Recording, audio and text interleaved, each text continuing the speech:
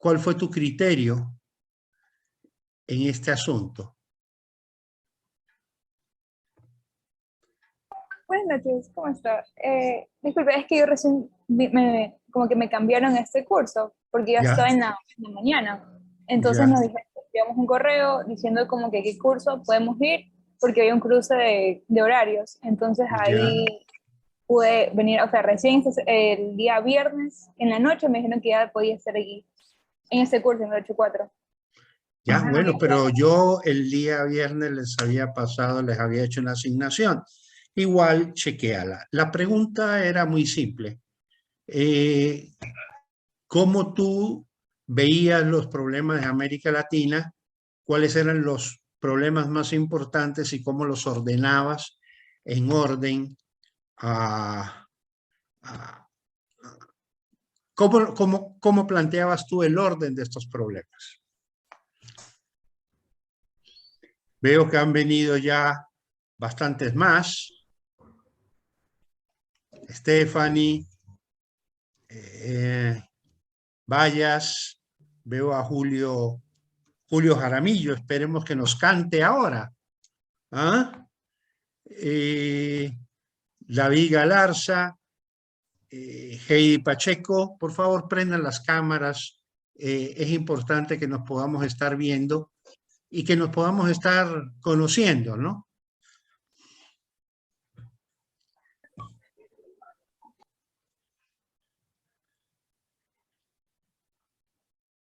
Vallas, ¿cuáles son en tu criterio, los principales problemas que enfrenta América Latina en términos de economía?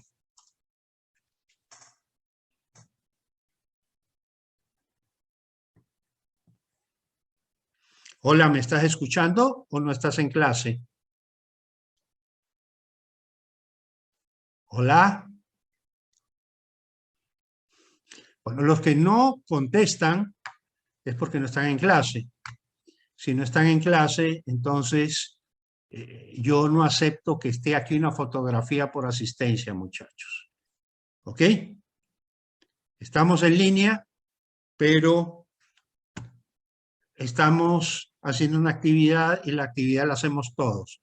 Yo no hago actividades con una foto. ¿Estamos claros? Todos participamos.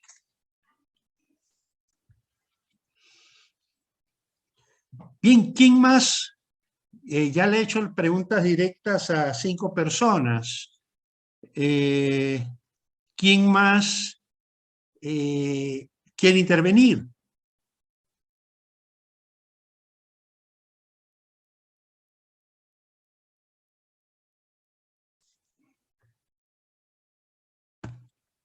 Le pregunto a Vallas de nuevo, que no me contesta.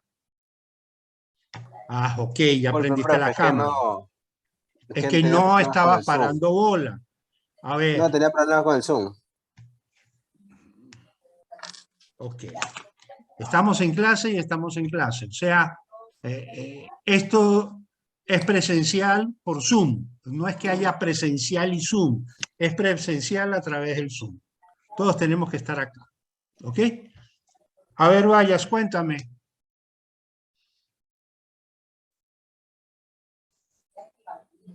¿Me puede repetir la pregunta, profe?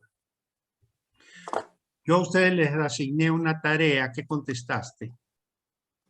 La verdad no contesté nada porque a mí no me salía ninguna asignación. Hasta el día domingo recién me salió, pero ya El después día de las domingo 12. fue ayer. Por eso. Pero ya me Por salió eso, la asignación te salió ayer, debiste haberla respondido. ¿Por qué? ¿Sabes por qué? Porque tú no puedes venir a la clase con la cabeza vacía. Vienes a intervenir a clase. Vienes a trabajar en clase. Vienes a discutir en clase. Y no puedes venir a clase a discutir si no sabes y no has preparado nada. Entonces, le repito los que le dije al principio. Todas las clases, tenemos una sola a la semana. Previo a la clase, ustedes van a tener una actividad de lectura que tienen que hacer, que tienen que reportarla y que van a responder por ella en clase. Porque la lectura, la clase la van a dar ustedes, no la voy a dar yo. ¿Estamos claros? Entonces, no venimos simplemente aquí a ver, a que yo vea una fotografía. Venimos a trabajar. Tú mismo, ¿esta misma materia no la viste en semestres anteriores? No, no la he visto. Ok. Bien. Vamos a abordar el tema y vamos a abordarlo con un PowerPoint que lo preparé no para ustedes, lo preparé para un grupo de amigos, pero le agregué algo sobre Ecuador para que tengamos un poco más de idea sobre el asunto. Pero ya que ustedes van a ser economistas, que están al tiro, como dicen los chilenos, ya de egresar y de graduarse, es importante que empiecen a pensar como economistas. La economía tiene y trata de un solo problema. Buenas noches, economista. ¿Lo puedo Dime, interrumpir un por poquito? favor. Sí, mil disculpas que no sea en relación al tema, pero por ahí va. Lo que sucede es que yo estaba en esta materia de análisis económico en 1 de la mañana, en la cual cerraron porque no estaban los estudiantes completos. Ya, y yo tuve que pedir obviamente el cambio a otro horario, pero eso recién me lo resolvieron hoy día y me apareció tanto en el SUD como me apareció en el Moodle recién ya cuando su asignación ya se había cerrado. Eres Ya, eres la segunda persona que tiene el mismo problema. ¿Ok? ¿Perdón?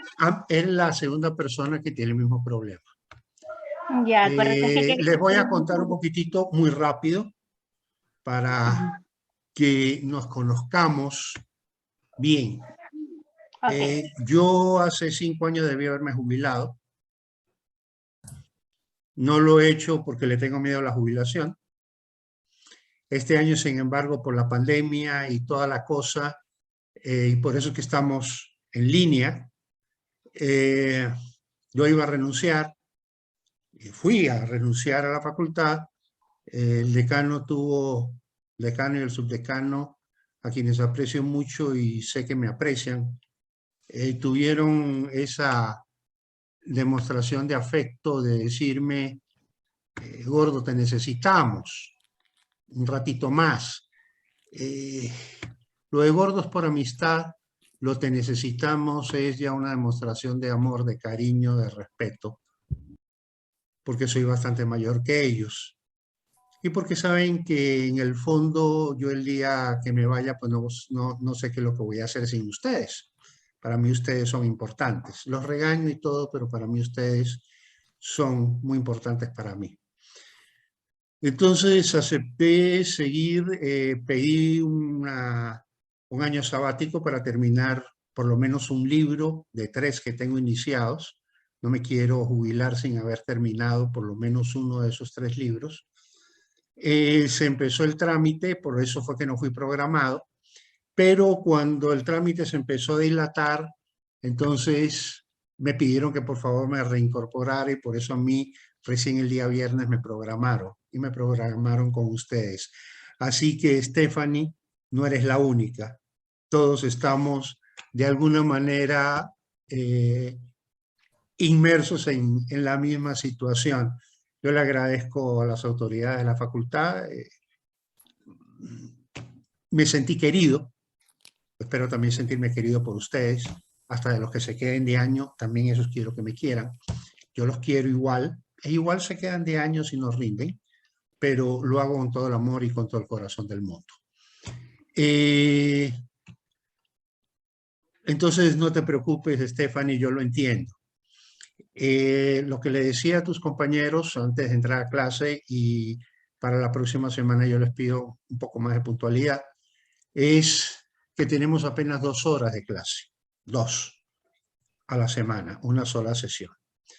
Entonces, para que esta materia rinda, yo les voy a mandar todas las semanas lecturas y actividades. Finalmente, el 50% de la materia son las actividades que se hacen fuera de clase. Y en este curso lo vamos a cumplir porque 2 horas no es suficiente.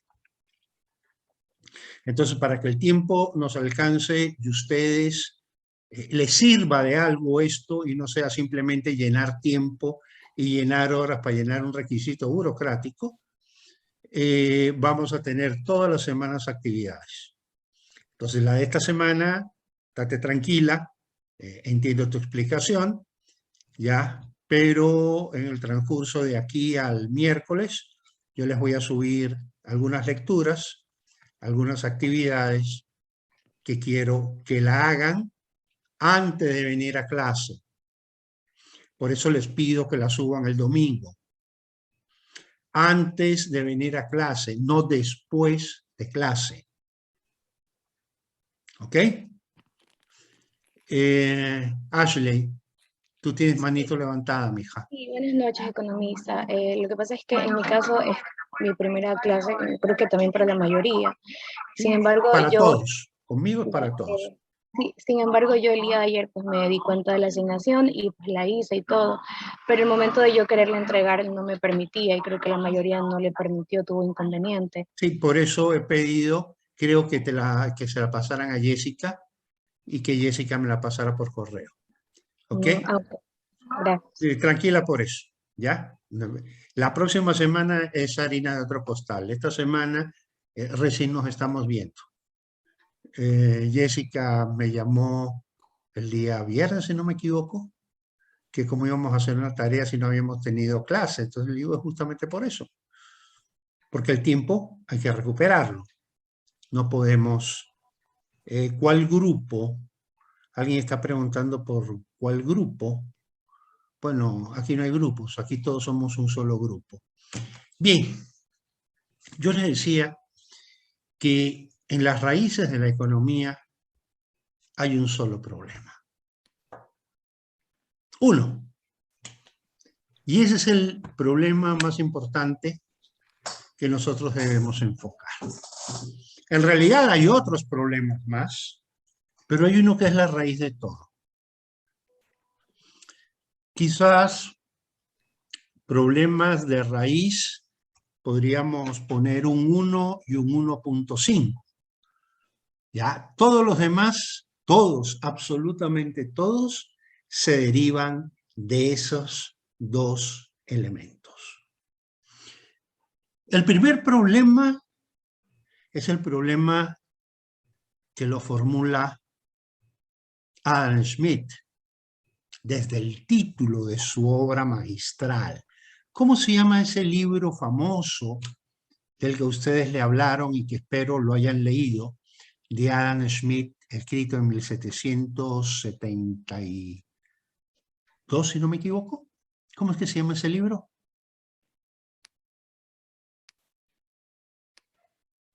¿Alguno de ustedes recuerda cómo se llama? La riqueza de las naciones. 1776. Marjorie, Génesis,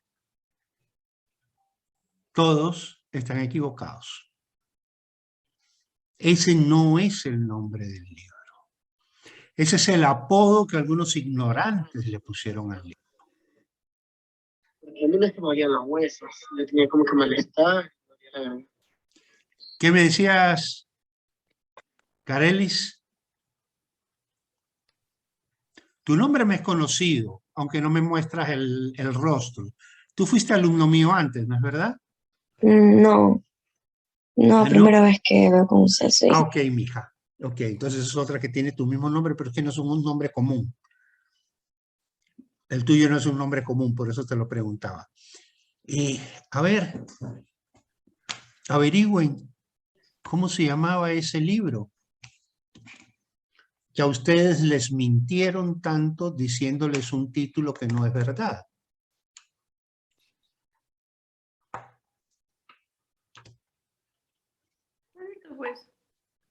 ¿Cómo se llama? ¿Ya lo encontraron?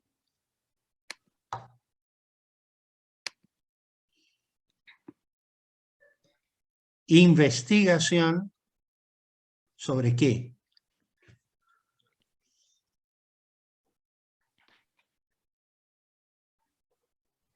Sobre la naturaleza. Sobre Y la causa de la riqueza. naturaleza. Naturaleza y causa Causas de la riqueza de las naciones. de la riqueza de las naciones. El libro no se llama La riqueza de las naciones. En toda frase hay sujeto, objeto y verbo. En este título, ¿cuál es el verbo? Es una investigación. ¿Cuál es el objeto de investigación? ¿La riqueza de las naciones? No. ¿Cuál es el objeto de investigación? La naturaleza y la causa de la riqueza de las naciones. A mí me dicen la riqueza de las naciones y me están diciendo que el objeto es la riqueza, lo que estudia Adam Smith. Adam Smith no estudia la riqueza. Adam Smith estudia la naturaleza y las causas, es decir, cómo se genera la riqueza. El problema que enfrenta la economía desde sus inicios es ese. ¿Qué cosa es la riqueza?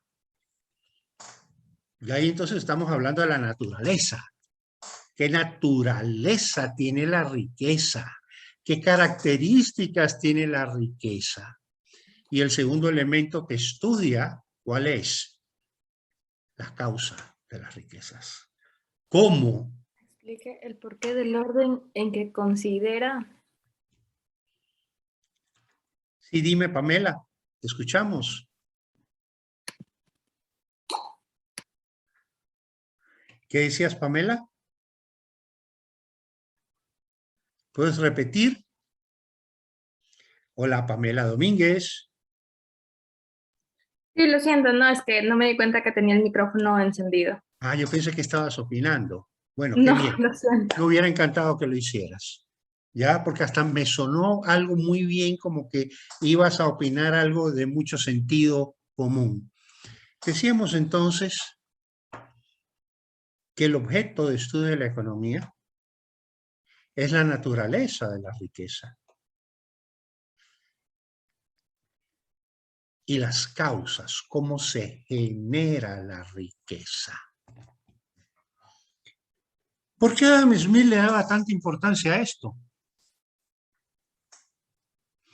Porque él comenzaba a observar que comenzaba a marcarse un punto de inflexión en la historia de la humanidad. Comenzaba a ver que había naciones que comenzaban a enriquecerse. ¿Y qué significaba enriquecerse? Bueno, que iban dejando pobreza atrás. Y eran muy pocas. En ese entonces era Inglaterra, fundamentalmente. Los Estados Unidos, después de ese momento, coincide con la Declaración de Independencia de 1776 de los Estados Unidos. Que era una colonia. Que era una colonia inglesa, pero que ya comenzaba a pensar por sí misma y comenzaba a sacudirse del coloniaje. Y comenzaba a proyectarse como lo que sería un siglo después, la nación más rica del mundo. ¿Ok? Entonces, ese es el problema que estudiamos los economistas. ¿Cómo se genera la riqueza? ¿Y por qué es tan importante ese problema de cómo se genera la riqueza? Porque cuando no sabemos generar riqueza, cuando no somos eficientes generando riqueza, no podemos acudirnos el problema principal, que es la pobreza. Problema del cual se deriva todo lo demás que ustedes dijeron.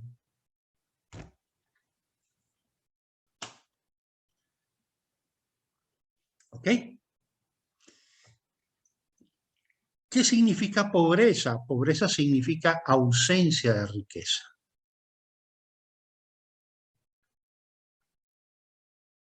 Eso es la pobreza. La ausencia de riqueza. ¿Qué cosa es la riqueza?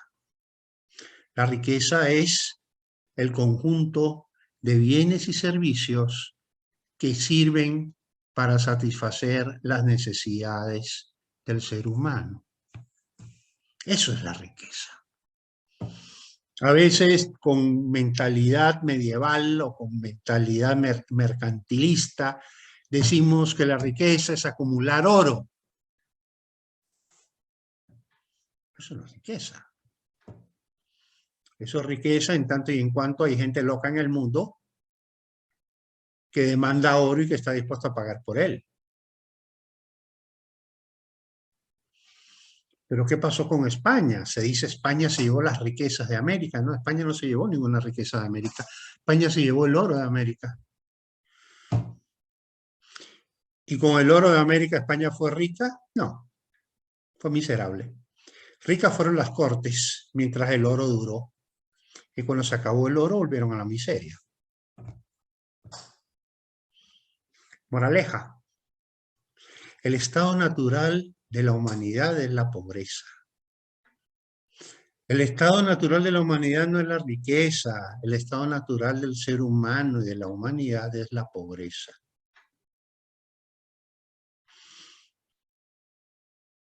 Recién, a partir del siglo XIX, es que comenzamos a ver que la pobreza comienza a perder terreno. Hasta el siglo XIX, la pobreza era lo común. Era la regla. La riqueza era la excepción. ¿Estamos claros? Siendo la pobreza una condición natural de la humanidad, la pobreza solo desaparece momentáneamente cuando podemos crear riqueza. Y no es que creamos riqueza y nos echamos a llorar y nos echamos a dormir. No. El día que dejamos de crear riqueza, nos alcanza de nuevo la pobreza. Nadie nace rico, ni la riqueza es un don permanente. Cuando dejamos de trabajar, cuando dejamos de crear riqueza, la pobreza nos alcanza. Y eso es precisamente lo que Adam Smith comienza a observar. Y es lo que algunos economistas olvidan. Entonces ahí vienen todos los demás problemas. Hay uno todavía que nos falta por discutir y lo vamos a ver ahora antes de entrar a ver cómo se ha desarrollado la riqueza o la pobreza.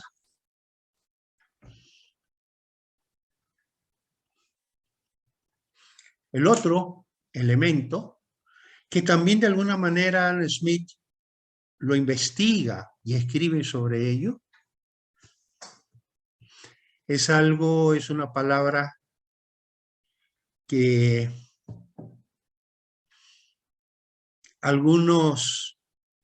un sociólogo particularmente escribió mucho sobre ello, y Adam Smith le dedica una obra completa. Es la moral. Hoy en este mundo que despreciamos la moral, que como me está hablando un cura, perdón. No, yo no soy cura. Pero mis estudiantes de primer semestre, yo siempre los recibía con un saludo. Bienvenidos al seminario.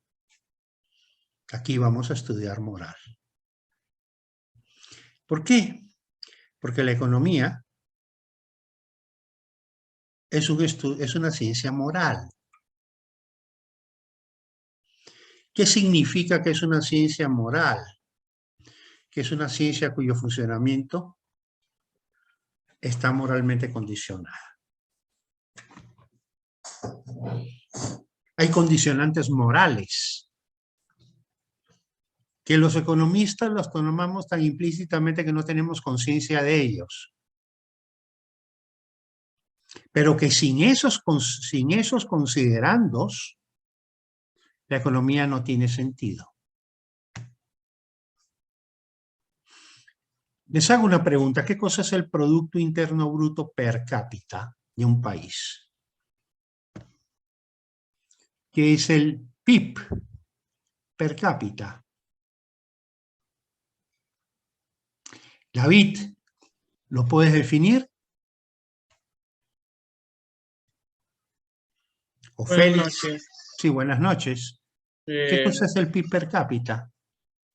Es el valor total de todos los bienes y servicios finales generados durante un periodo, un año, Ajá. de la economía del país. ¿Ya? Per cápita. Per cápita, ¿qué significa? Es lo que genera cada individuo de la sociedad. Dividido para el número de individuos o lo que en promedio genera cada individuo de la sociedad. Ok, ¿cuántos habitantes tiene Ecuador? Estamos en 17 millones, ¿no es cierto? Pongámosle 20 millones para hacer los números redondos y no tener que ir a calculadora. ¿Cuánto es el PIB del Ecuador? Durante muchos años nos estancamos en 100.000 millones, ¿no es cierto? ¿Cuál es el PIB per cápita del Ecuador? $5.000. Ya. 100.000 millones para 20 millones de personas nos da $5.000. A ti mismo, David, ¿cómo podríamos hacer para elevar ese PIB per cápita que está tan bajo, poderlo llevar a $10.000 por habitante? ¿Qué tendríamos que hacer?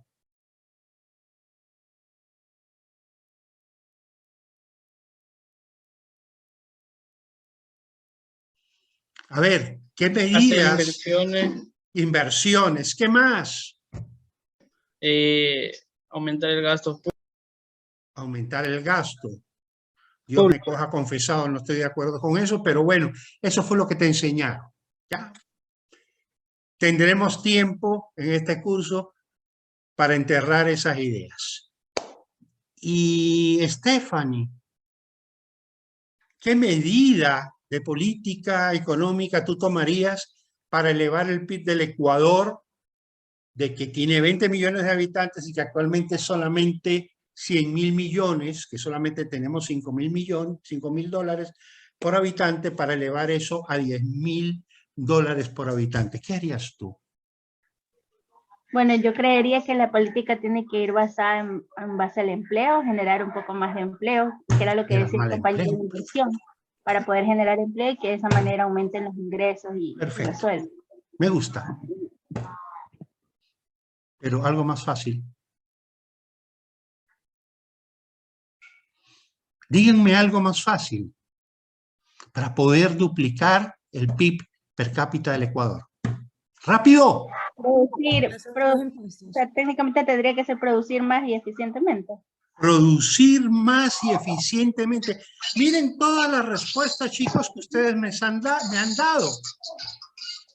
¿Qué hay detrás de cada una de las respuestas de ustedes? Un planteamiento de orden moral. Yo voy a romper ese planteamiento y les voy a dar la solución perfecta. Chicos, cojamos de los 20 millones de ecuatorianos los 10 millones más pobres y matémoslo. Matemos a todos los viejitos que no producen y que cobran pensión. Chuta, a mí no, cuidadito con meterse conmigo, pero con el resto, acábenlos. Reduzcamos la población a 10 millones de ecuatorianos y verán que 10 millones de ecuatorianos sobre 100.000 millones de dólares de PIB, nos va a permitir llegar a $10.000 per cápita. ¿Cómo se rompen ustedes la cabeza con esa vaina que sí que hay que producir, que el empleo, que la inversión? ¡No! Salgamos a dar vale y resolvemos el problema.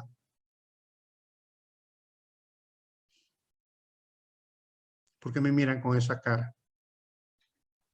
Ah, es una solución matemáticamente factible, pero moralmente inaceptable. Si nosotros hacemos tabla rasa de nuestros principios morales, destruimos la economía. La destruimos. No hay economía si no hay principios morales. ¿Para qué trabajamos? Para producir. Oye, pero por allá hay una gente que produce durísimo porque trabajan como burros. ¿Qué tal si vamos, le hacemos la guerra, los agarramos de esclavos y le quitamos todo lo que tienen? Hay algunos que están haciendo eso en el mundo, cuidado. Pero ¿por qué no se nos ocurre hacerlo? Porque tenemos principios morales que sustentan nuestra economía. ¿Cuál es el principio moral más importante? ¿O cuál es el efecto más importante de la moral en la economía? ¿Saben cuál es? Se llama confianza. Fiducia, en latín. Y ahí viene la palabra fiduciario. ¿Qué significa fiducia? Yo confío en ti. Yo confío que tú no me vas a robar. Porque estamos dolarizados. Yo al principio atacaba la dolarización, hoy soy un defensor a muerte de la dolarización. Y sí, es verdad, la dolarización puede que no sea muy racional desde el punto de vista keynesiano. Yo ya dejé de ser keynesiano, hace años que quemé el último libro de Keynes. Este viejo estaba loco. Más locos los que lo siguen siguiendo. Pero bueno, ¿cuál es la base de un sistema monetario? La confianza. ¿Por qué nosotros nos dolarizamos? Porque perdimos la confianza en el sucre. Nada más. Por eso nos dolarizamos. ¿Y por qué perdimos la confianza en el sucre? Porque los que manejaban el sucre, desde el gobierno y desde el Banco Central, empezaron a hacer billetes como propaganda de circo para cubrir el gasto público. Y cuando nos vinimos a dar cuenta ya no teníamos moneda. Entonces yo ya no confío en el Banco Central del Ecuador, yo confío en la Reserva Federal Norteamericana. Por eso acepto el dólar, yo no acepto el sucre. ¿Estamos claros? Para que haya política monetaria, tiene que haber moral detrás de los que manejan la política monetaria. Para que haya política fiscal, tiene que haber moral detrás de los que manejan la política fiscal. Como no somos capaces de tener moral, como somos una economía donde nos reímos de los principios morales, pues entonces yo me opongo a moneda, yo me opongo a política monetaria y me opongo a política fiscal, porque tarde o temprano termina en choreo. ¿Está claro? Para que un país pueda generar crecimiento económico, lo primero que tiene que generar es confianza. Confianza de los agentes económicos en el propio sistema, confianza de todos los que estamos en el sistema hacia los agentes económicos y confianza de los agentes externos hacia los agentes del país.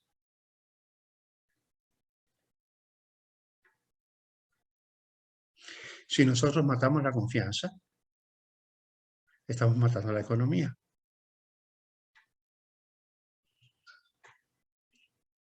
¿Habían pensado en eso? Dos elementos.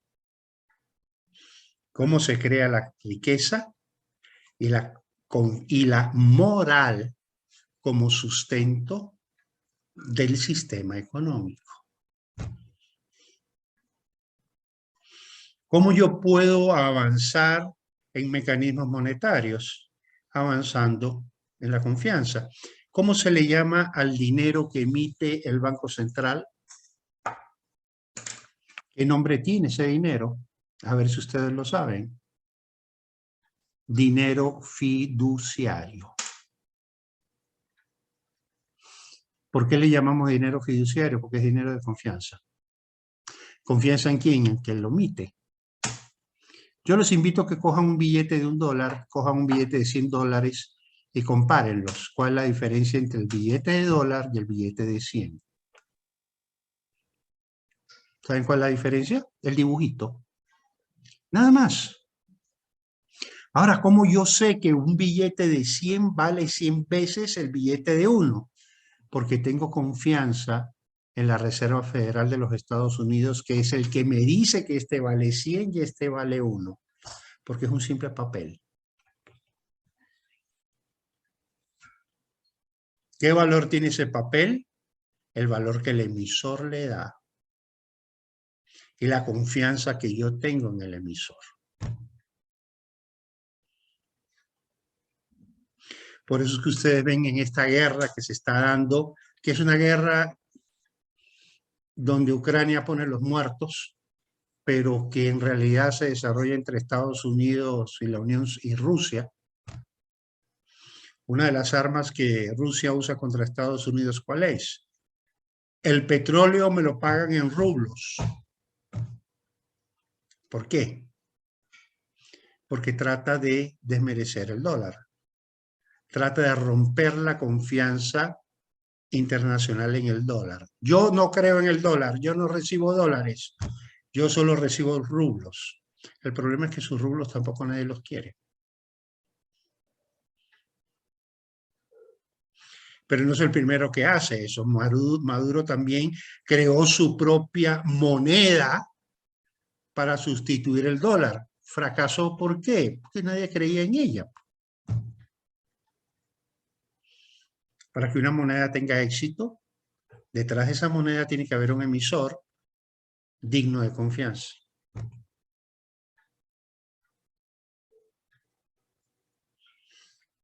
¿Por qué ustedes van y dejan la plata en un banco y no van y la dejan en la tienda de la esquina?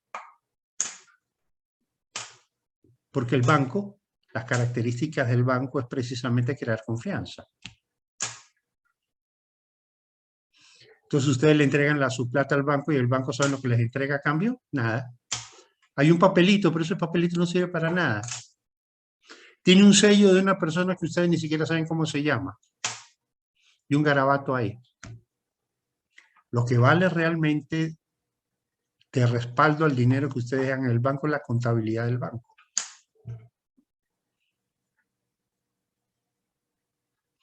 ¿Cuál es el negocio del banco? Ganarse la confianza de los depositantes. Cuando algunos políticos irresponsables que no quieren al Ecuador, que piensan que destruir los bancos no le hace daño al Ecuador, ¿qué es lo primero que atacan de los bancos? La confianza. Tratan de destruir la credibilidad. Porque el negocio de los bancos se llama credibilidad. Porque yo creo en ti, yo te dejo mi dinero. Porque si no creyera en ti, jamás te daría un centavo.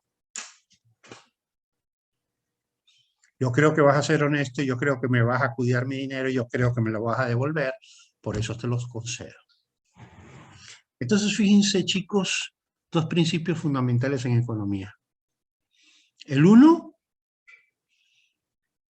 la riqueza se la crea con trabajo, se la crea con inversión, pero no sale de la nada, ni es permanente. El día que dejamos de crear riqueza, ese día entramos en pobreza. Y eso vamos a ver ahora. El segundo principio que yo quiero que ustedes tengan en su mente es moral y confianza, que son dos caras de una misma moneda. ¿Por qué confío en ti? Porque tienes valores morales. Porque sé que no vas a quebrantar tus valores morales. Por eso confío en ti. Si sé que eres un pícaro, yo contigo no hago negocios. Si sé que eres un pícaro y un irresponsable, yo a ti me pides plata anticipada para hacerme un mueble, yo digo, ¿sabes qué? Tráeme el mueble y ahí, después de tenerlo una semana y probarlo y ver que está bien hecho, y te pago. Yo no te voy a dar un centavo adelantado por algo que lo más seguro es que me estafes. ¿Estamos claros? Entonces, en esta clase, chicos, tengan esos dos elementos siempre presentes, porque los vamos a estar usando en nuestros análisis. Bien, vamos ahora a hacer un repaso histórico de algunas economías de América Latina y del mundo. Y vamos a tratar de entender esas economías y vamos a tratar de entender qué es lo que ha pasado. Luego, al final, si tenemos tiempo, vamos a ver algo sobre nuestra propia economía en el siglo XX y lo que va del siglo XXI, para que tratemos de entender esto que hemos dicho al principio. Estas dos palabritas, riqueza como la antítesis de pobreza, la pobreza como el origen de todos los problemas. Hablamos de desempleo. ¿Por qué hay desempleo? Porque no hay inversión. ¿Por qué no hay inversión? Porque no hay capital. ¿Por qué no hay capital? Porque hay pobreza. Inflación. Es que tratamos de repartir por la vía monetaria lo poco que hay. Y esa repartición por la vía monetaria de lo poco que hay genera inflación. ¿Qué más es ausencia de inversión? ¿Cuál es la causa de ausencia de inversión? Hay dos causas. Falta de riqueza y falta de confianza. Yo puedo no tener riqueza, pero consigo inversión a través de la inversión extranjera. Pero si nadie en el extranjero confía en mí, me tengo que olvidar de que alguien venga a invertir.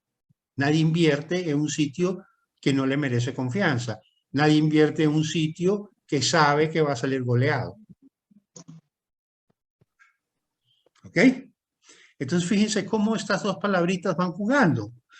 ¿Qué otro elemento pusieron?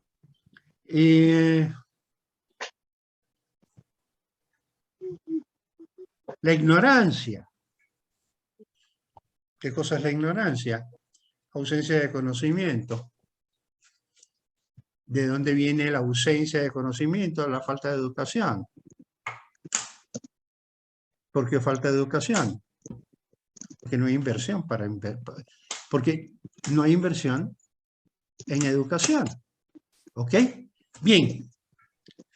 Vamos a plantear un problema el tiempo que nos queda, los 45 minutos que nos quedan.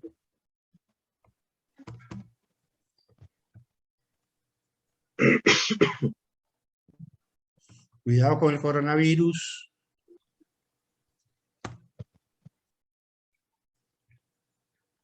Esto es parte de un material que usé esta mañana para un video para compañeros míos de colegio.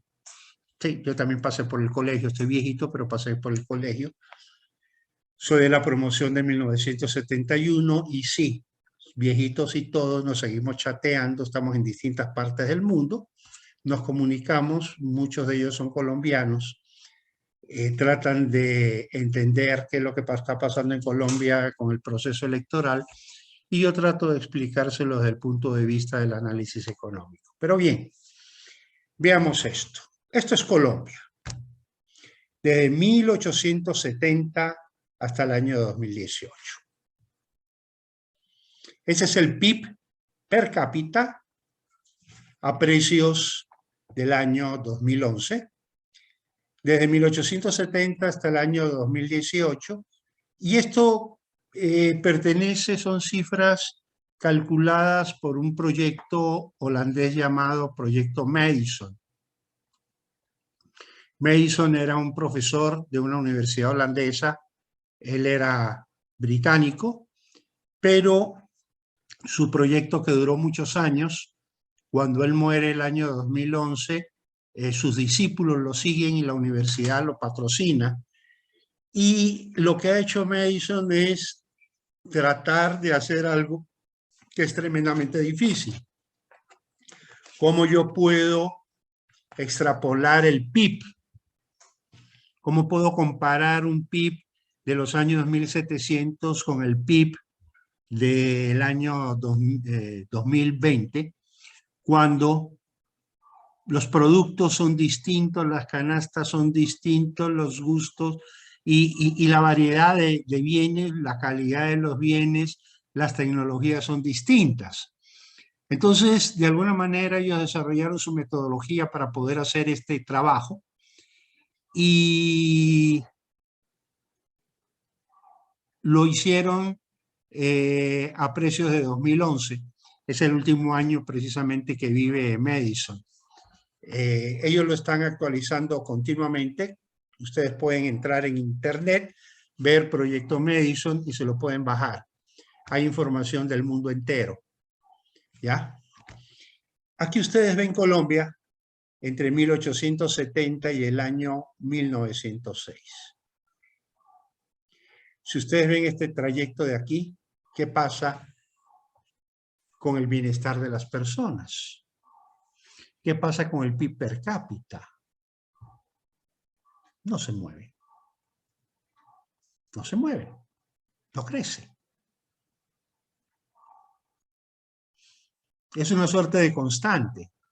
Y esa constante ustedes la verifican en países como Inglaterra antes de 1750. Y lo ven en países como Holanda, ¿ya? Bueno, Holanda no tanto, Inglaterra, España, Francia, ustedes ven ese estancamiento en el tiempo. Las razones son dos. La primera es que el concepto de riqueza era otro, era el concepto de riqueza mercantilista que giraba en torno al Estado. ¿Qué cosa es un país rico? Es un país que tiene un rey que es muy rico. ¿Qué cosa es un país rico? Es un país que tiene un rey con dinero suficiente para pagar grandes ejércitos que salen a matar gente, a conquistar otros países y a cuidar sus fronteras. Eso es un país rico. Hoy, ¿qué cosa es un país rico? Es un país donde su población tiene un nivel de vida determinado. ¿Ok? El concepto de riqueza de un país hoy está más relacionado con el nivel de consumo, con el nivel de bienestar de la población y no del gobierno. De hecho, los países más ricos del mundo son aquellos que tienen los gobiernos más pobres. Excepción a Estados Unidos, por ejemplo. Pero Suiza es un país que el gobierno es absolutamente pobre. Los ciudadanos son los ricos. Irlanda, el país con el mayor PIB per cápita del mundo, comenzó a enriquecerse a partir del momento en que el gobierno comenzó a empobrecerse. Hoy en Europa le hacen bullying porque dicen que es un paraíso fiscal. ¿Y por qué es un paraíso fiscal? Porque los impuestos son los más bajos de Europa. ¿Y por qué los impuestos son más bajos que de Europa? Porque la política para lograr el bienestar social no está en el gasto del gobierno, sino en la riqueza de los ciudadanos. Entonces a ellos no les interesa tanto estar gastando dinero como gobierno, sino que los ciudadanos puedan tener poder de compra para satisfacer sus propias necesidades.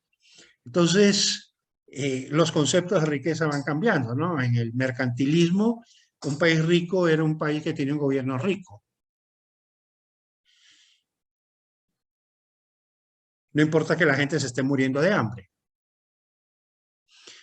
Los conceptos modernos, y por eso es tan importante, tan importante el concepto de PIB per cápita.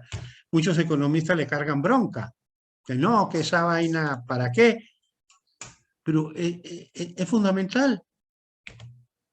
¿Por qué es fundamental? Porque yo no puedo pensar que un pueblo resuelva sus problemas de pobreza repartiendo pobreza.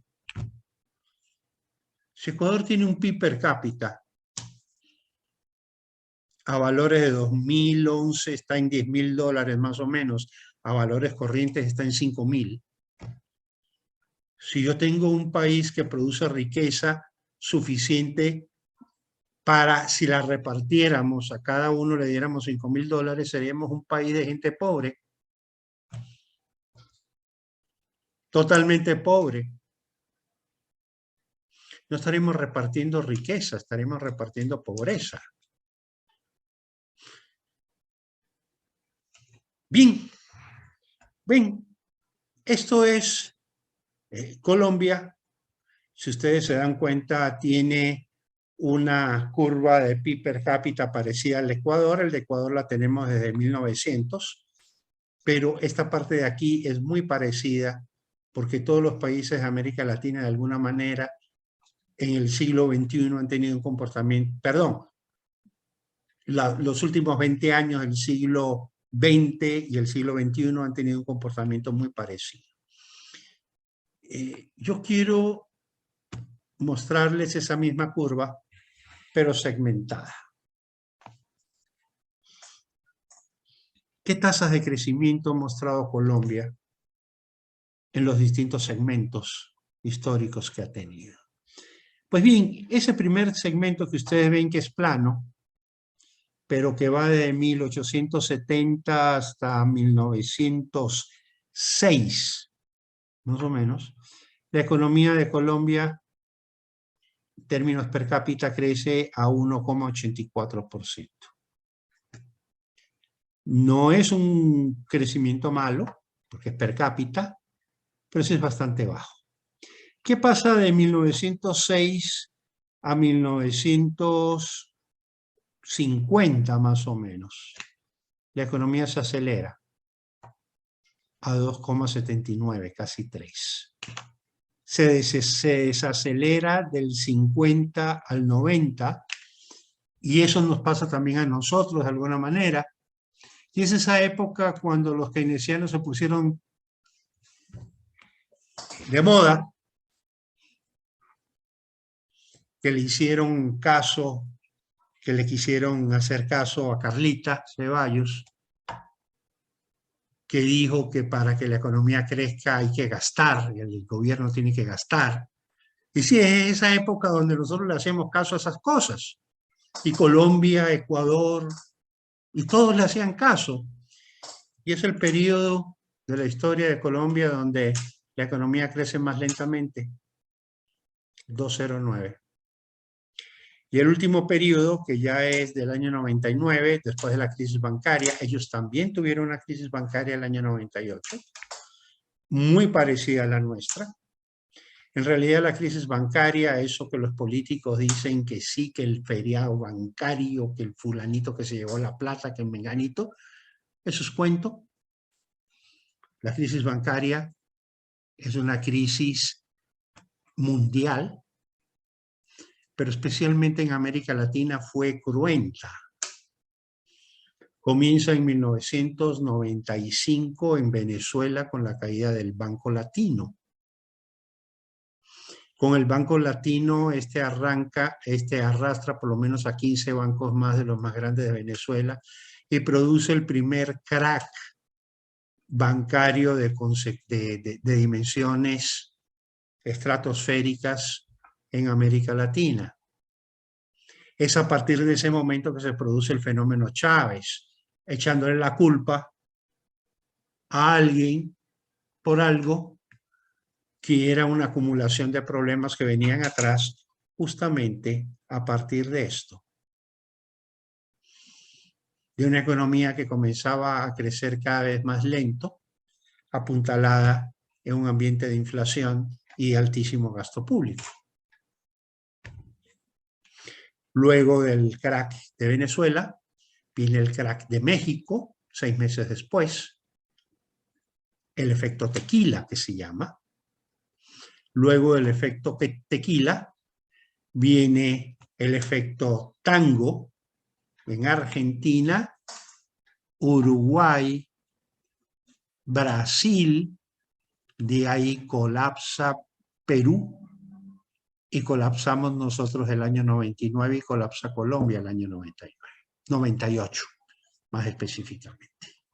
O sea, la crisis bancaria no es solo de Ecuador. La crisis bancaria se refleja en toda América del Sur, excepto Chile. Es el único país que estaba preparado para soportar el remesón que se dio. Todos los demás colapsaron. Aquello que ustedes escuchan hablar en Argentina del efecto tango o del corralito. El corralito le llamaron los argentinos simplemente a la congelación de fondos bancarios. Es decir, Ecuador no fue el primer país que congeló fondos. Antes que Ecuador lo congeló Argentina. Los famosos patacones en Argentina no eran otra cosa que vales que se emitían por falta de dinero, porque los bancos no tenían dinero para devolverle al público. Entonces, fíjense ahora cómo ha crecido Colombia, cómo se ha desarrollado el PIB de Colombia comparado con otros países de América Latina y de Europa. Aquí tenemos seis países. El que está abajo, si lo ven, es Colombia.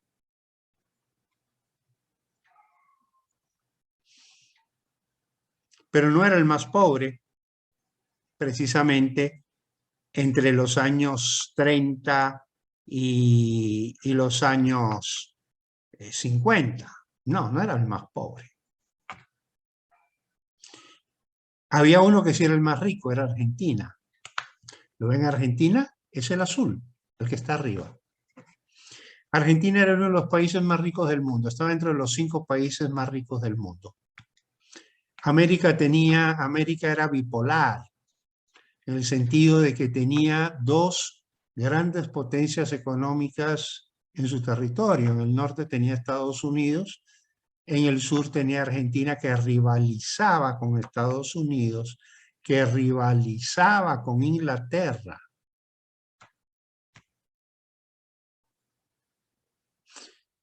Esa era Argentina de principios del siglo XX, una potencia mundial. El que está en amarillo es España, el que está en negro es Italia. Si se dan cuenta, Argentina siempre estuvo por arriba de Italia y siempre estuvo por arriba de España. Y eso explica el origen de las grandes oleadas de migrantes italianos y españoles a Argentina. Argentina empezaron a llegar españoles y empezaron a llegar italianos por oleadas. Teníamos entonces 4 países en América Latina, más 1 en el norte, que eran los que captaban la migración de toda América. En el norte, pues Estados Unidos, esas famosas películas de los barcos repletos de gente pasando por la Estatua de la Libertad para entrar en Nueva York. Ese mismo escenario se planteaba en Buenos Aires, se planteaba en Montevideo, Uruguay, vecino de Argentina. Se empezó a plantear en Venezuela después de los años 40 y se estuvo planteando en Cuba hasta los años 40. ¿Por qué los españoles y los italianos querían ir a Argentina, querían ir a Uruguay, querían ir a Venezuela? ¿Por qué los españoles querían ir a Cuba? La razón era muy simple. Ellos eran pobres, los otros eran ricos. América del Sur era vista en Europa como el mundo del futuro. Que Argentina era una potencia económica, que Argentina se vislumbraba como el país de las oportunidades. Y entonces los pobres italianos, y los pobres españoles, y los pobres franceses, se mataban por subirse a un barco para llegar a Argentina, para llegar a Cuba, para llegar a Venezuela o para llegar a Uruguay. Si ustedes ven este punto de aquí, 1930, poco más del 30, por aquí comienzan los problemas políticos en España entre lo que hoy llamamos derecha e izquierda, que desemboca en la guerra civil, y esto es el producto de la guerra civil, un empobrecimiento de la población española. Una caída del PIB per cápita español por la destrucción de su aparato productivo que coloca a España por debajo de Colombia. Hoy los colombianos ven a España y se quieren ir a España. ¡Wow! España, nos queremos ir a España. Pero en esa época los españoles veían a Colombia y decían, me quiero ir a Colombia. Y este verde delgadito que está aquí, el delgadito, es Portugal. Y este, que aquí está arriba y comienza a caer hasta el año 45, donde queda por debajo de Colombia, es Italia. Los efectos de la Segunda Guerra Mundial, los efectos de la participación de Italia en la Segunda Guerra Mundial. Entonces, si ustedes se sitúan en América Latina, en un país como Colombia,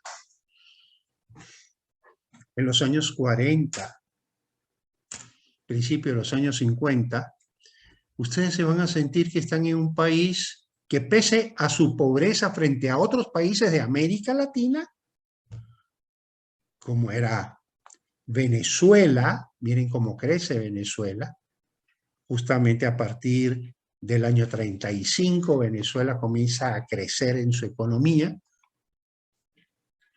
Argentina, desde su independencia, pocos años después de su independencia, comenzó a surgir como una gran potencia mundial. Entonces, frente a esos, o frente a Venezuela, Colombia pues era un país humilde, pero frente a muchos países europeos, Colombia era tierra de promisión, era tierra de futuro. Eso estamos aquí hasta 1948, 1950. Veamos qué pasa después de 1950 hasta el año 2018. Si se dan cuenta, Venezuela sigue abajo. Perdón, Colombia sigue abajo. Y en un determinado momento, ya por 2018, ya no es el último ya es Venezuela, pero no porque Colombia ha crecido mucho, sino porque Venezuela está en picada. ¿Se acuerdan cuál era el país que estaba arriba de todo? Argentina, ¿se acuerdan? Pues miren, aquí Argentina está pegada ya a Venezuela, ¿ok? Pero está por arriba de Italia y está por arriba de España. Italia alcanza a Argentina en 1960. España alcanza a Argentina el año 78. Portugal alcanza a la Argentina el año 80. Son países que están creciendo más rápido que Argentina. Entonces, esa tierra de promisión ya no está ahí.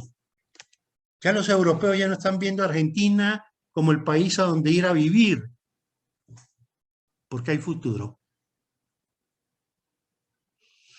Ahora son los argentinos los que están viendo esos países que antes sus ciudadanos iban a pedir allá un trabajito. Ahora los argentinos están viendo a esos países como lo máximo. Y miren, ya aquí en el año 2012 es el último año pico de Argentina. Ya miren por dónde está Portugal, miren por dónde está España y miren por dónde está Italia. Y se los comparo con esos países europeos, no porque sean los mejores, son los peores. Son a los que les está yendo peor en Europa. Se los comparo simplemente porque eran esos mismos países que antes miraban a América Latina como la tierra de promisión. Yo me pregunto, ¿qué hizo de mal Argentina?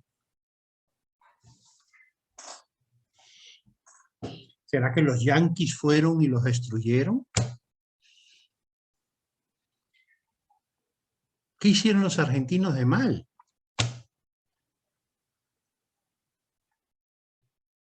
Venezuela. Venezuela, que después del año 40 despegaba pero tan bien, y que se iba proyectando como una potencia, hoy está por debajo de Colombia. ¿Qué hiciste mal? Y no le pongo a Cuba porque no cabe. Está demasiado abajo. ¿Qué hiciste mal? ¿En qué momento de la historia te equivocaste? ¿Dónde metiste la pata? Aquí hay un momento, la economía española, del año 85 más o menos, hasta el año 2005, 2006, donde la economía española crece como espuma. Y para que vean que no es un problema de partidos políticos, este es un periodo donde el jefe de gobierno era un socialista, joven. Es un socialista que los socialistas del siglo XXI no lo quieren mucho. Maduro dice que es un traidor. Pero sí, llegó al poder como socialista. Y todos esperaban que el gobierno fuera un desastre, pero no fue un desastre. Es un magnífico gobierno. Él se definía como socialista pragmático, no dogmático. Como socialista pragmático, le interesaban los fines, no los medios. Entonces, los medios fueron los capitalistas para lograr sus fines. ¿Qué fue lo que hizo? Abrió España a la inversión extranjera. Empezó a industrializar España. Abrió España a la inversión extranjera y sembraron todo el litoral de la Costa Brava española de hoteles y convirtieron a España en una potencia turística. Y eso lo hizo un socialista, que los propios socialistas no se lo perdonan. ¿Cómo un socialista va a abrir su país a la inversión privada? O sea, ¿en qué cabeza cabe eso? ¿Inversión privada? Pues sí, eso hizo. ¿Qué pasa por acá? Bueno, los actuales socialistas volvieron a tomar el poder. Hace rato España no levanta cabeza. ¿Por qué? Porque empezaron a inyectar gobierno. Gobierno, gobierno, gobierno, más gobierno, más gobierno, menos producción. Y bueno, ya ustedes están viendo la curva, cómo se va moviendo el PIB per cápita en España, más o menos del año 2005 en adelante. Es una permanente crisis.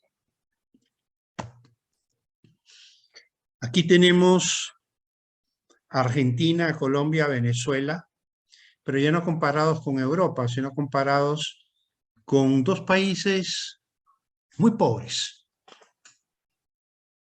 Bueno, dos países que fueron muy pobres. Hoy están entre los países más industrializados del mundo y uno de los dos es uno de los países más ricos del mundo. Se trata de Corea y se trata de Singapur. Singapur en negro, Corea en amarillo. Pero observen, hasta 1968, Singapur era más pobre que Colombia. A partir del año 65, que comienza la transformación de Singapur, Singapur comienza a crecer como espuma, alcanza a Argentina el año 80, alcanza a Venezuela el año 83 y en este momento está en torno a los $70.000 de ingreso per cápita. ¿Se imaginan la cifra? $70.000 de ingreso per cápita. Más de $5.000 mensuales promedio para un pueblo que era tan pobre como el más pobre de los africanos.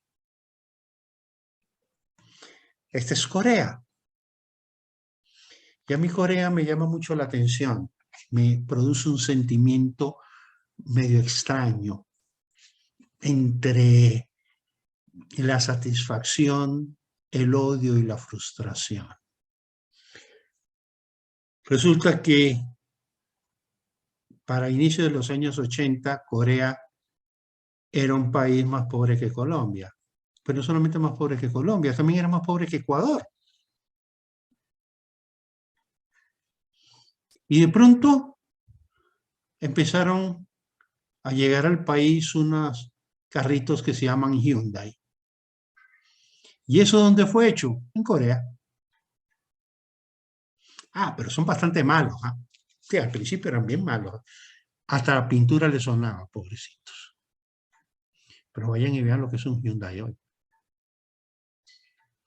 Después llegaron los Kia. Yo tuve un Sportage.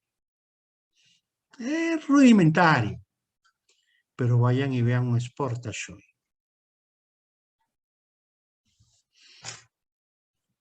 ¿Y qué televisión tienes en tu casa? Fíjate si no es coreano. ¿Y qué carros tú ves circulando por la calle si no son los carros coreanos? Y los enormes buques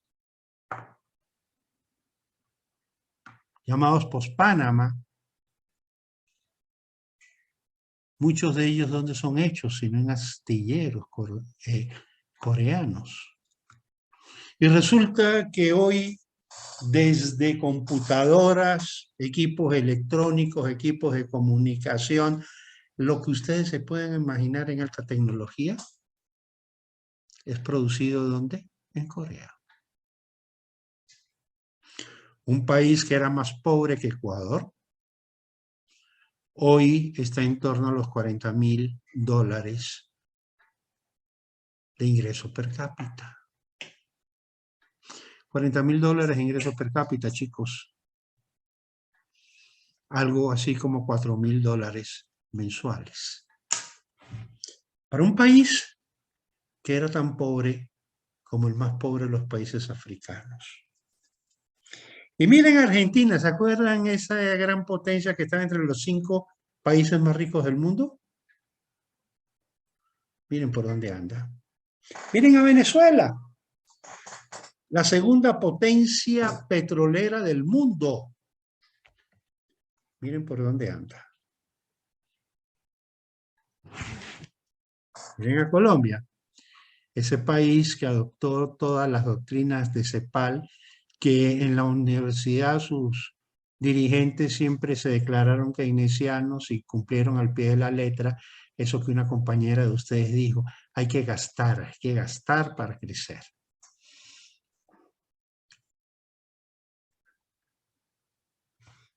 Yo me pregunto, ¿qué han hecho ellos de bien o qué hemos hecho nosotros de mal? ¿En qué momento de la historia nos equivocamos? ¿En qué momento de la historia ellos nos pasaron por el lado y nosotros ni nos enteramos? Y nos dejaron atrás y nosotros ni nos enteramos. Y ojo que todavía no les muestro países africanos. Hay uno por lo menos que a nosotros nos dejó atrás, pero hace años. Y son negritos, ¿ah? Son africanos negritos. Pero tienen un nivel de PIB per cápita, tienen un nivel de índice de desarrollo humano mucho más alto que el nuestro. Y son africanos. A nosotros cuando nos hablan de África siempre pensamos en miseria. No todo es miseria. Algo hicieron bien o algo nosotros seguimos haciendo mal.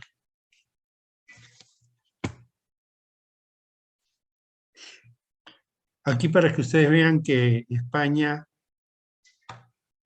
y Francia, aquí se me olvidó poner a Italia, no son gran cosa. Frente a nuestros países son países pobres, perdón, muy ricos. Pero frente a países europeos, siguen siendo países tercermundistas. Miren ustedes esto. Esto es Suiza. Eso que alguien dice que es un país, que es un paraíso fiscal. Eso que alguien dice que es que están matando de hambre al pueblo porque el gobierno no tiene dinero para gasto social. Si ven el PIB per cápita donde está, por arriba de los $60.000, esto es a precios del año 2011. Hoy están alrededor de los $80.000 anuales. ¿Sí ven este verde? ¿Saben quién es? Irlanda. La República de Irlanda, cuando se independiza de Inglaterra, ellos se volvieron un país como los nuestros. Puro keynesiano. Puro CEPAL. Ellos no eran de América Latina, pero siguieron toditas las recetas, ¿no? Entonces, ¿cuáles eran las recetas? Gobierno tiene que crecer. El gobierno tiene que gastar. La política monetaria, la política fiscal, la política de protección. Importar era imposible en Irlanda.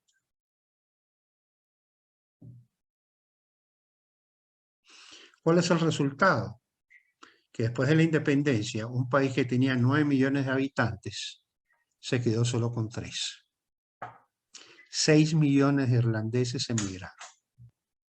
Emigraron para Australia, emigraron para Canadá, emigraron para Estados Unidos.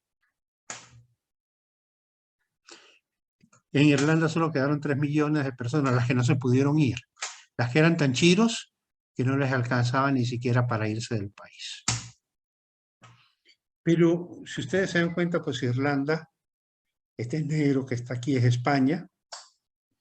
¿Sí ven? 1921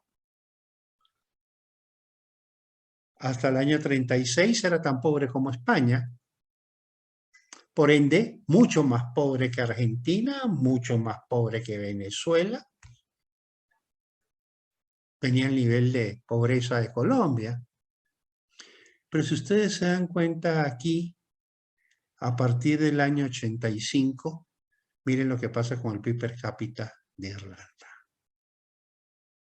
Aquí tiene una crisis, es la crisis subprime que afectó a todo el mundo, pero luego se recupera y hoy está por arriba de los $65.000 de PIB per cápita. Es el PIB per cápita más alto del mundo a valores de 2011. En dólares corrientes está en $100.000 por habitante. ¿Ustedes se imaginan eso? ¿Qué fue lo que hizo Irlanda? Bajar impuestos, abrirse a la inversión extranjera y sobre todo ofrecer confianza. Toda la gran industria electrónica del mundo se mudó a Irlanda. Porque en Irlanda pagan impuestos más bajos que en Estados Unidos. Así como a Suiza, el resto de la Comunidad Europea ha tratado de forzarlos a que suban los impuestos, porque según la Comunidad Europea son paraísos fiscales.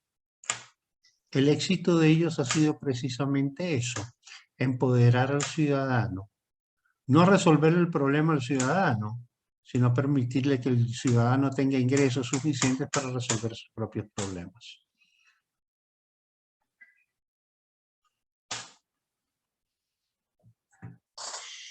Irlanda, Suiza,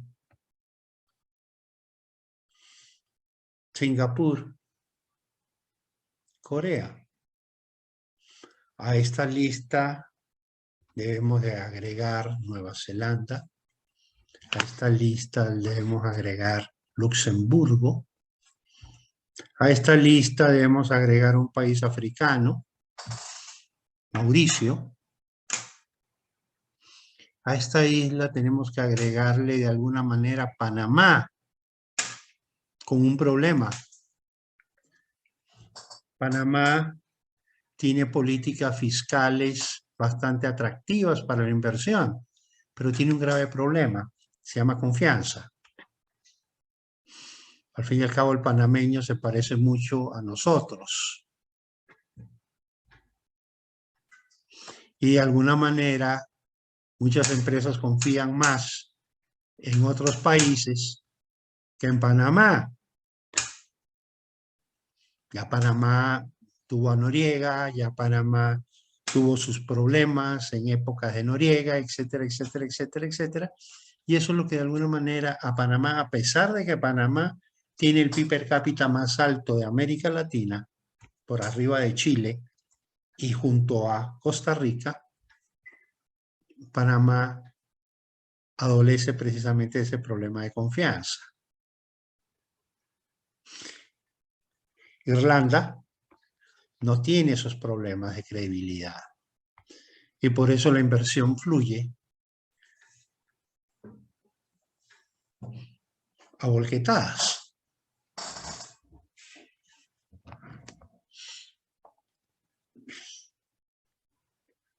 Esto es Ecuador y con esto vamos a cerrar esta noche. Nos quedan solamente 5 minutos.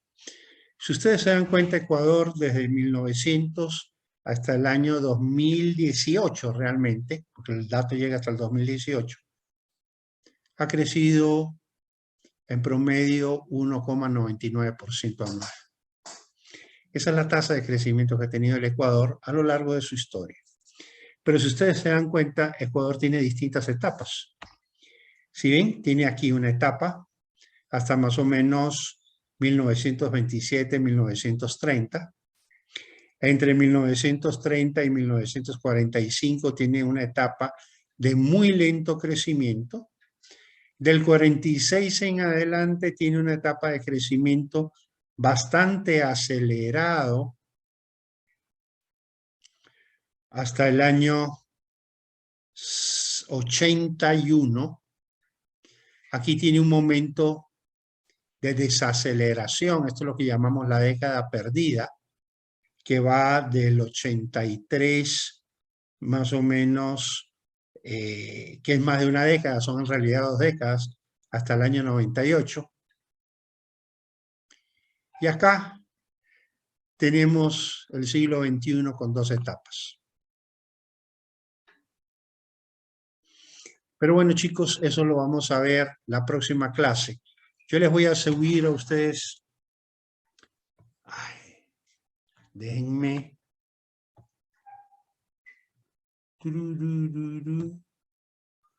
Yo les voy a subir. Uy, ya se me fueron a dormir. Ya se me fueron a dormir. Yo les voy a subir una tarea de aquí al miércoles.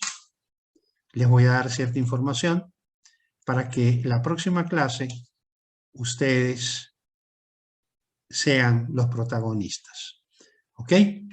Bueno, muchachos, los espero el próximo lunes. Veo que son bastantes ya. Ya, ok, mija. Voy a subir, hay 2 videos. El de esta clase, que lo tengo que grabar. El problema es que subirlo es demoradísimo, pero bueno, lo voy a grabar y lo voy a subir. Y el día de hoy yo subí un video, no se lo subí a ustedes, lo tengo en un canal de YouTube, pero ustedes pueden verlo. Es un video que le produje, como les dije a ustedes, a mis compañeros de colegio, que están matándose entre Petro y Hernández, ¿no? Están los petristas de un lado y los hernandistas del otro, y ambos piensan que el candidato uno y el candidato va a resolver los problemas de Colombia.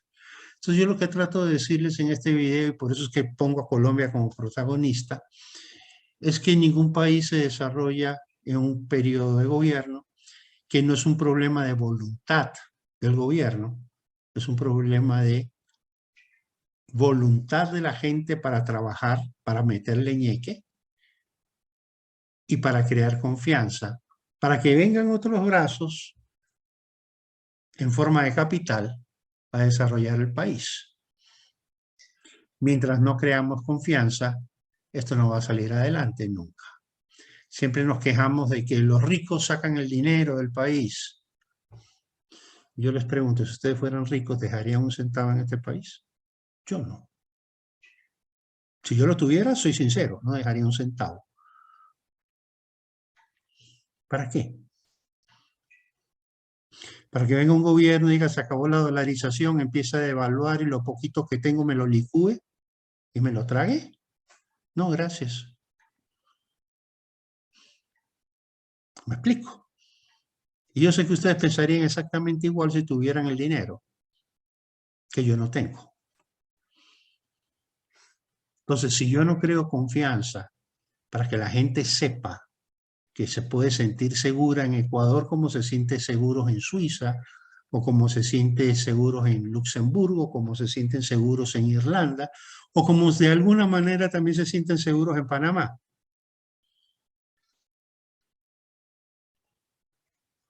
Si yo no creo esa confianza, yo no voy a lograr inversión. La base de la inversión es la confianza. Y la inversión es la base del crecimiento económico. No el gasto, la inversión productiva. ¿Ok? Bueno, chicos, nos vemos el próximo lunes. Se nos acabó la hora. Dios les bendiga para los que creen en Él, para los que no creen, igual que los bendiga. Dios es generoso para todos. Cuídense mucho y nos vemos el próximo lunes. Más las tareas que les voy a enviar. Que tengan una linda noche. Cuídense.